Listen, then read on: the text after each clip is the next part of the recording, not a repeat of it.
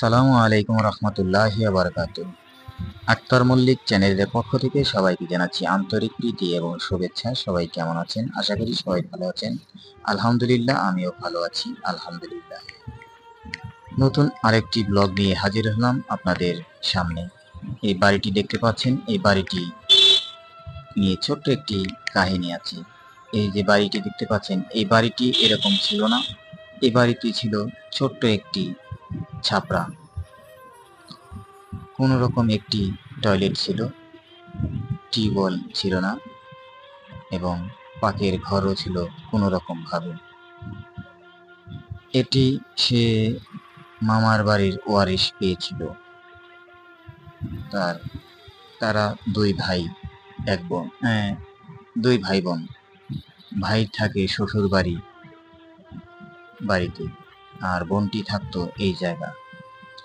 বোনের বিয়ে হয়েছিল একটি নেশাখোর সাথে, কাজকাম করতো না সংসারের, প্রতিদিন নিয়ত মারামারি কাটাকাটি হইতো ওই সংসারে। একটি সময় তার ঘরে জন্মগ্রহণ করলেন একটি মেয়ে। মেয়েটির নাম রাখা হলো সুবর্ণা। মেয়েটি হয়েছিল একটি প্রতিবন্ধীর মতো প্রায় দেখতে। মেয়েটির অভ্যাস ছিল সে পান খাইতো জর্দা দিয়া, এবং তার একটি রোগও ছিল মির্কি ব্যারাম। মেয়েটি বড় হয়েছিল, কিন্তু তাকে স্কুলে ভর্তি করা তার লেখাপড়া করতে পারেনি। বিধায় তার স্কুলে লেখাপড়া আর হলো না। তো ওই মায়ের ওই স্বামীর ঘরও আর করা হলো না। কারণ এরকম অবস্থায় যদি চলতে থাকে, কোনো স্ত্রী তার ওই স্বামীর ভাত খেতে পারে না। কারণ তার স্বামী যদি ওইভাবে ইনকাম না করে, আয় রোজগার যদি না থাকে, তাহলে কয়দিন তারে রাখবে। একটি সময় ছাড়াছাড়ি হয়ে গেল। মা মেয়ে মিলে অন্যের বাসায় কাজ করত।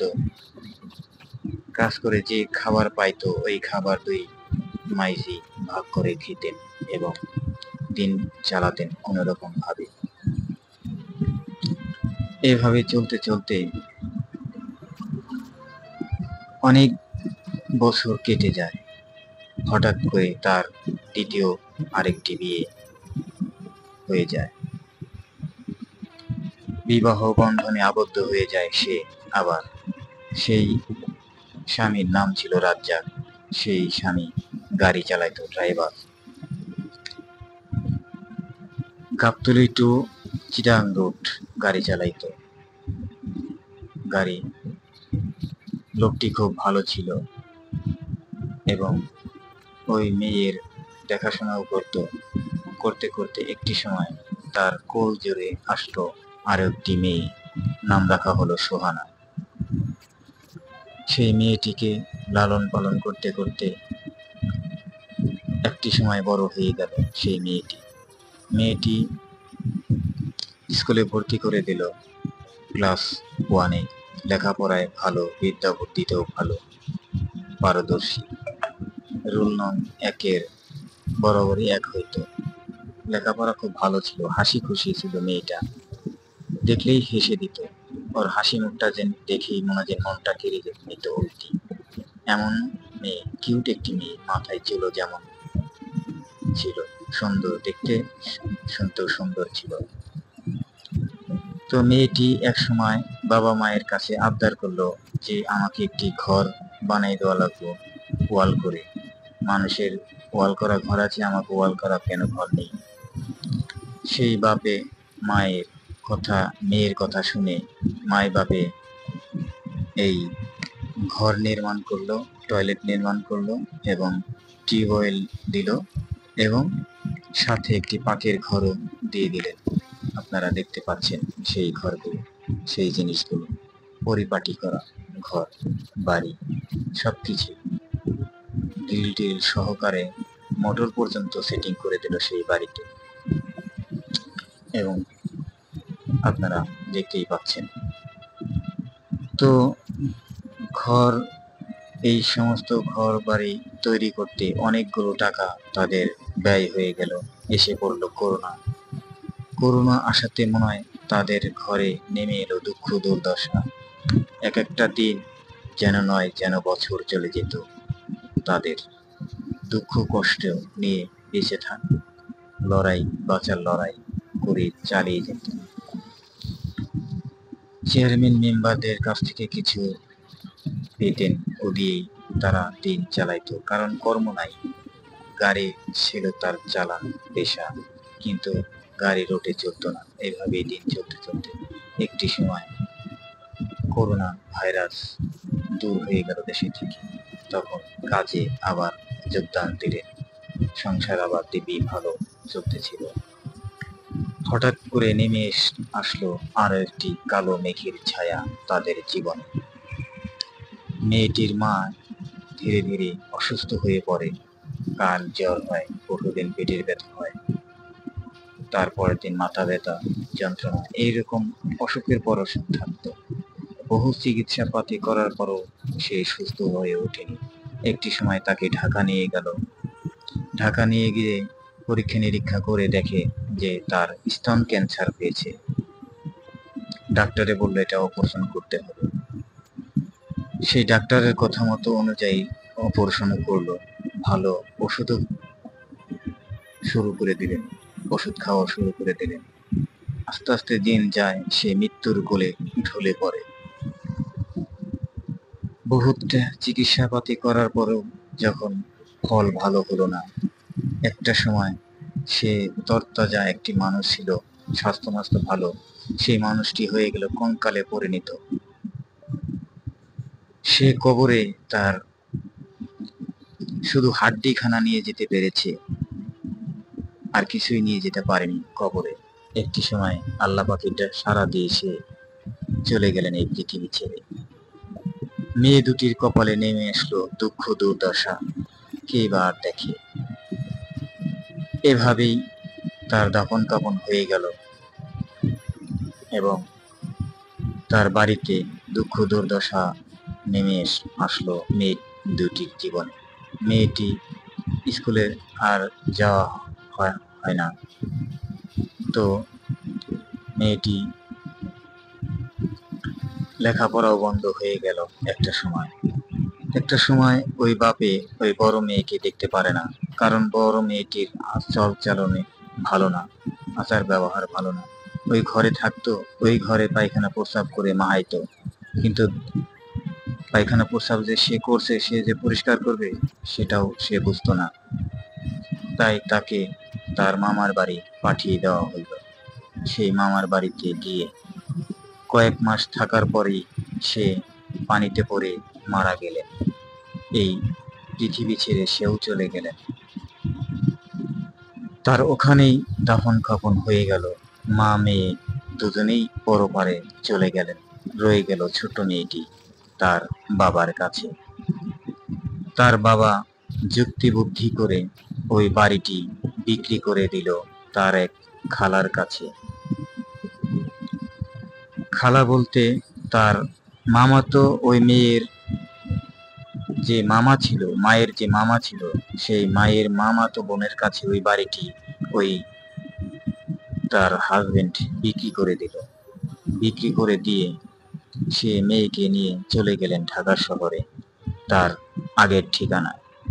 তাকে বলা হলো যে তোমাকে ঢাকা নিয়ে আমি ভালো স্কুলে ভর্তি করিয়ে দেব, কিন্তু সে নামে তেজপাতা।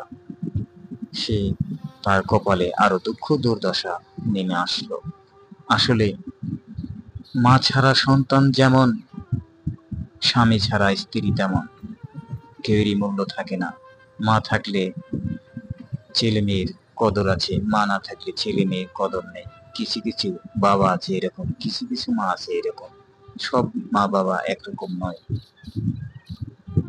যেদিন থেকে তার মাটি এই দুনিয়া ছেড়ে চলে গেছে, সেদিন থেকেই তার কপালে দুঃখ দুর্দশা নেমে এসেছে। যে মেয়েকে ভাত মাখিয়ে খাইয়ে দিত, সেই মেয়ে আজ পরের বাড়িতে কাজ করে। ঢাকায় নিয়ে তাকে আরেকটি বাড়িতে কাজের লোক হিসাবে রেখে দিল তাকে। দিয়ে দিল ওই বাড়িতে। ওখান থেকেও যে টাকা পাইতো সেই টাকাটা বাপে নিয়ে দিত না। তো ওই বাড়িওয়ালারা, লোকটা ভালো ছিল, লোকগুলো ভালো ছিল, তাই তাদের তাকে ওই মেয়েকে দেখাশোনা করতো মেয়ের মতোই।